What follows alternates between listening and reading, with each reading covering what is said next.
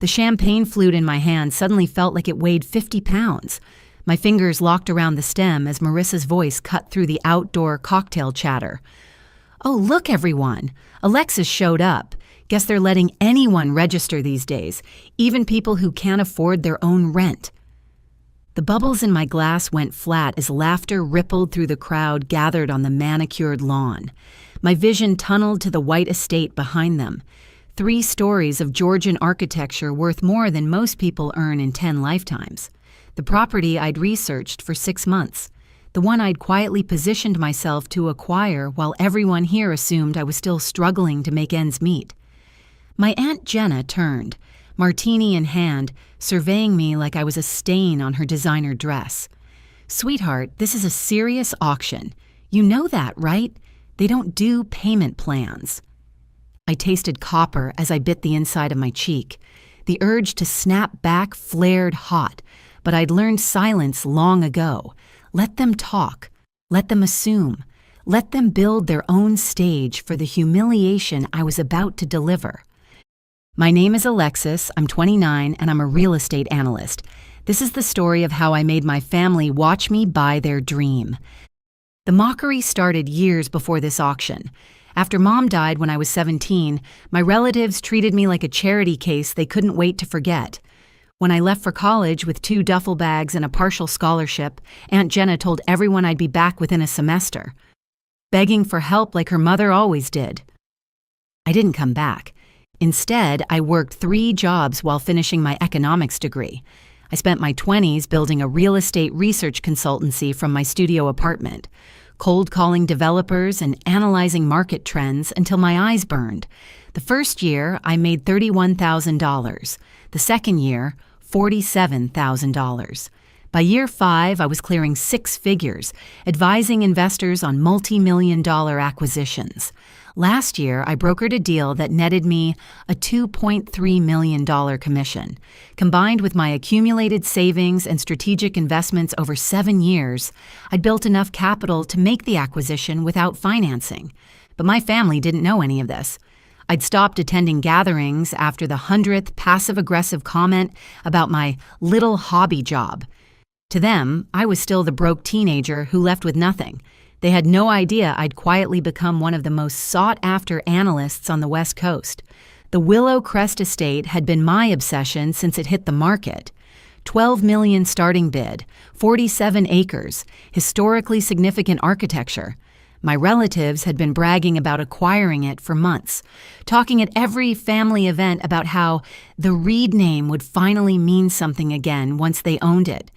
I'd submitted my qualification documents anonymously through my LLC. The auction house knew exactly who I was and what I could afford. My family had no clue I was even registered. Now, standing on this lawn while my cousin Trevor smirked at me over his bourbon, I felt the weight of every insult, every dismissal, every prediction of my failure pressing against my chest like a physical force. "Alexis!" Marissa appeared beside me, fake concern dripping from her voice. "Listen, I know you probably came to see the property, but the bidding starts at $6 million. Maybe you should just, watch from outside the tent. Save yourself the embarrassment."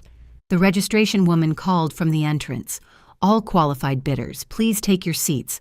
We begin in 5 minutes." I started walking toward the white tent where chrome chairs faced an auctioneer's podium. "Did you hear me?" Marissa called after me. "You can't just—" I showed my registration paddle to the attendant at the entrance. Sleek black composite, number 69 embossed in silver. The attendant smiled warmly. "Right this way, Miss Reed." Behind me, Marissa's voice died mid-sentence. Inside the tent, maybe 60 people occupied the seats. Developers, investors, established families with old money and new ambitions. I found a spot 3 rows from the back, far enough from my relatives to avoid conversation, close enough to watch their faces during what came next. The auctioneer, a silver-haired man in a navy suit, stepped to the microphone. "Ladies and gentlemen, welcome to the Willow Crest Estate Auction. Our opening bid today is $6 million. Paddles ready." The energy in the tent shifted immediately. This was real money. Serious competition. "6 million, the auctioneer announced. "Do I have 6 million? 20 paddles shot up, including my Aunt Jenna's from the second row. "6 million, now 6.5. 6.5, do I have it?" 15 paddles. The crowd was thinning fast. 7 million. 10 paddles. My family was still in, whispering confidently among themselves, 7.5, 8 million. 5 bidders remained. Aunt Jenna's paddle stayed raised, her posture rigid with determination. This was it for them, the big moment they'd been planning for months. 8.5, 9 million. 3 bidders. The tent had gone quiet except for the auctioneer's rhythmic calls and the rustle of programs as people leaned forward to see who was left. 9.5. Aunt Jenna's paddle lifted. Her husband touched her arm and they had a quick, tense conversation. I knew the calculation they were doing. They'd stretched themselves thin for this, maybe even borrowed against other properties. 10 million, 2 bidders. My aunt and a developer in the front row I recognized from industry conferences. 10.5. The developer raised his paddle. Aunt Jenna hesitated for just 3 seconds. But those seconds told me everything. They'd hit their limit. This was as far as their resources could take them. Trevor leaned over to whisper something to his mother. I saw her shake her head, defeated but trying to maintain composure. The auctioneer raised his gavel. 10.5, going once. This was the moment. Everything I'd worked for, every late night, every risk, every time someone told me I'd fail. It all compressed into the simple gesture of raising my paddle. 10.5, going twice. I lifted my paddle smoothly, calmly, like I was flagging down a waiter. 11 million from bidder 69. The tent erupted. Heads whipped around. Gasps and exclamations overlapped as everyone tried to locate bidder 69. When they found me, the girl who'd been laughed at on the lawn 30 minutes ago, the expressions were worth more than any property. Aunt Jenna's face went sheet white. Marissa's mouth literally hung open. Trevor stood up from his chair like he'd been shocked. 11 million, the auctioneer repeated, his voice carrying a note of excitement. Do I have 11.5? Silence. Complete, suffocating silence. The developer in the front row slowly shook his head and lowered his paddle. 11 million going once. The auctioneer scanned the crowd, going twice. My heart hammered, but my face stayed neutral. Years of poker faces in business negotiations had taught me never to show emotion until the deal was sealed. The gavel came down with a crack that echoed through the tent. Sold to bidder 69 for $11 million. Applause broke out, the polite, stunned applause of people witnessing something unexpected. Auction staff immediately approached me with tablets and preliminary paperwork, directing me toward the estate's private office, where we would finalize the purchase. My family sat frozen in their seats like someone had paused them mid-frame. I stood gathering my bag and walked down the aisle toward the exit. As I passed my aunt's row, I made brief eye contact with her. She looked like she wanted to say something. Demand an explanation. Accuse me of lying. Anything to make sense of what just happened. I gave her the smallest smile, not smug, not cruel, just knowing. Excuse me, I said politely, stepping past her into the aisle. In the estate's private office, the closing process took 90 minutes. Wire transfers, verification documents, title insurance, property inspection schedules. The estate manager, a professional woman named Patricia, kept glancing at me with barely concealed admiration. I have to say, Patricia commented as I signed the final document, that was the most dramatic auction close I've seen in 15 years. Dramatic wasn't the goal, I replied, handing back her pen. But I won't lie, it felt good. She laughed.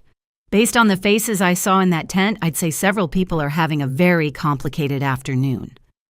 90 minutes later, with all documents signed and the wire transfer confirmed, I glanced through the office window. I saw my relatives still clustered near their cars in the parking area.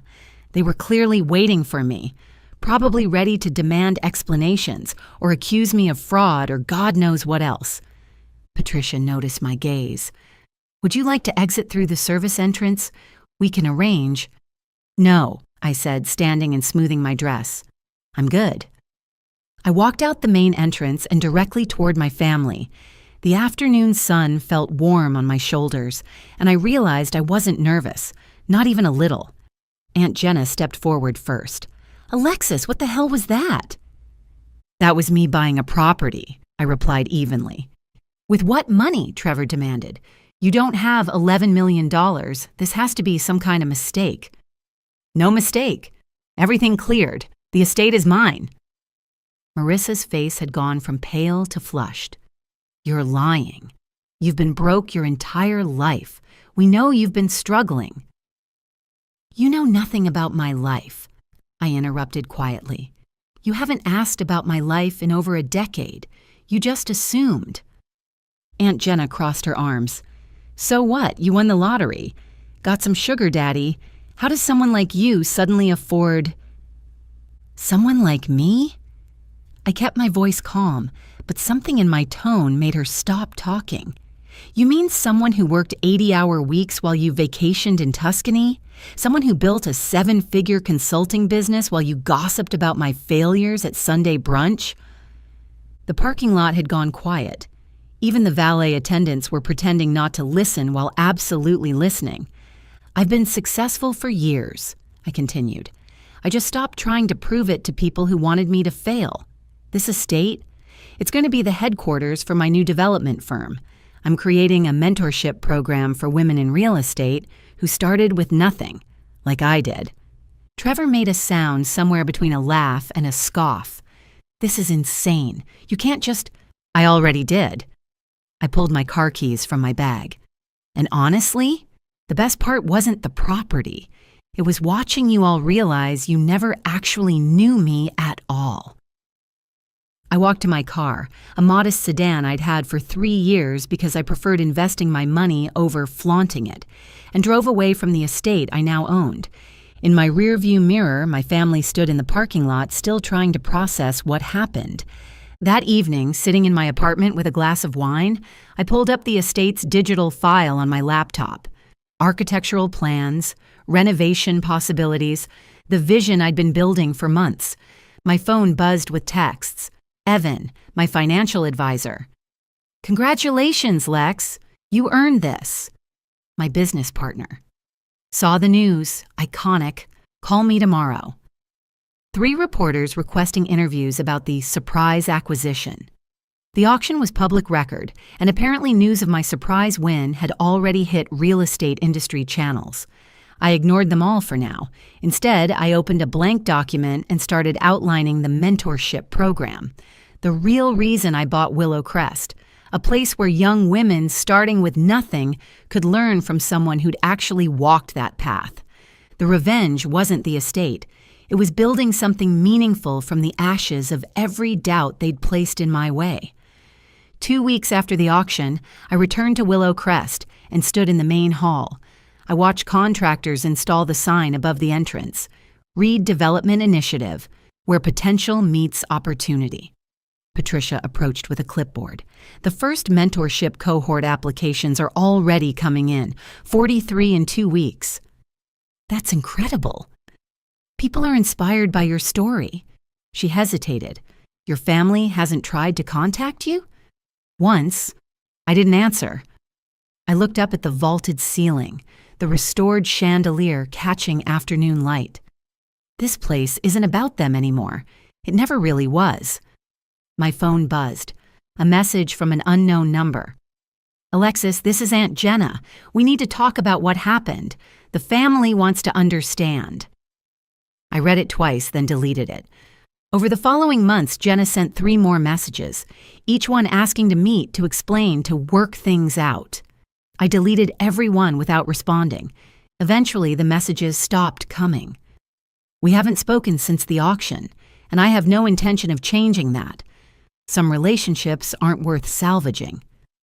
Trevor tried calling twice in the first week but gave up when I didn't answer. Marissa sent a single email with the subject line, "We need to talk," which I marked as spam. The rest of the family remained silent, presumably too embarrassed to reach out after years of dismissing me. Some conversations don't deserve to happen. Some people don't earn access to your growth. I turned to Patricia. Ready to tour the education wing? Absolutely. We walked through halls that used to represent my family's dream of legacy and status. Now they represented something better. Proof that the best revenge isn't making people regret underestimating you. It's building something so meaningful that their opinions stop mattering entirely.